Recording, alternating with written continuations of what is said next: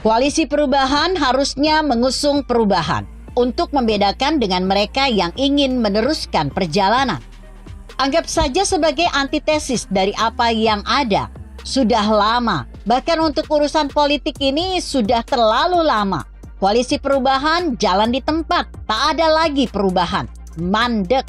Ketika Demokrat tetap bersikukuh dengan AHY untuk menjadi cawapres dan PKS juga akhirnya terpancing untuk bersikukuh dengan Ahmad Heriawan sebagai cawapres, maka perubahan tak akan terjadi. Masih terus berebut kursi yang satu itu.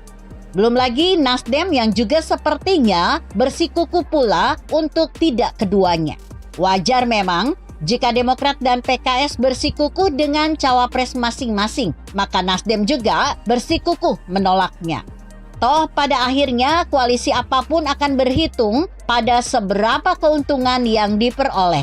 Tanpa keuntungan tak akan ada koalisi, kecuali terpaksa karena setiap partai harus punya pasangan calon yang diajukan. Mendadak Nasdem berkunjung ke sekretariat koalisi Gerindra PKB. Mendadak Demokrat juga luluh untuk tidak bersikukuh dengan AHY-nya. Terus mereka berharap PKS juga mundur. Kebuntuan penentuan cawapres di koalisi perubahan sudah menjelang batas bahaya. Tak juga ketemu jalan kompromi padahal waktu terus memburu. Jika terus terjadi, maka bukan hal yang mustahil koalisi perubahan akan tinggal kenangan. Tidak ada satu, maka tidak dapat semua. Kesan itu ada. Jika Nasdem tidak dapat capres atau cawapres, maka Demokrat dan PKS juga tak boleh dapat. Anies bukan representasi Nasdem. Jadi, ketika mencalonkan Anies, Nasdem belum dapat apa-apa. Ada dua kemungkinan cawapres yang sangat potensial untuk mendukung koalisi perubahan. Ada Kang Emil atau Ridwan Kamil yang sudah bergabung dalam barisan partai berjaket kuning. Jika koalisi perubahan mengawinkan Anies dengan Kang Emil, maka bukan hanya dapat cawapres dengan elektabilitas tertinggi, tapi juga dapat Golkar di belakangnya. Kehadiran Kang Emil dan Golkar akan semakin menambah kekuatan koalisi perubahan. Perebutan cawapres pun akan redah. Koalisi perubahan dapat meneruskan perubahan yang hendak dijalankan.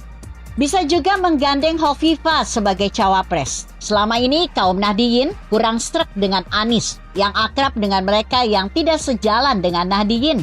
Sulit untuk menarik suara Nahdiyin jika tak ada cawapres yang dekat dengan Nahdiyin.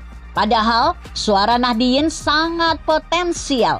Hovifah sangat mengakar di Muslimat NU. Hovifah sudah pernah menduduki kursi Ketua Umum Organisasi Otonom di bawah NU dan merupakan organisasi paling banyak anggotanya dalam NU. Juga memiliki militansi. Kapan koalisi perubahan benar-benar bisa berubah dan bukan hanya mengusung perubahan sebagai jargon doang? Kita tunggu. Kondisi lapangan juga akan memaksa mereka berubah jika tak ingin ditinggalkan. Begitu kira-kira. Artikel ini ditulis Muhammad Safei yang disadur dari Kompasiana.com dengan judul Koalisi Perubahan Kapan Berubah. Bagaimana menurut Anda? Jika Anda berpendapat lain, tuliskan komentar Anda di bawah ini. Saya Emma Karisma 90.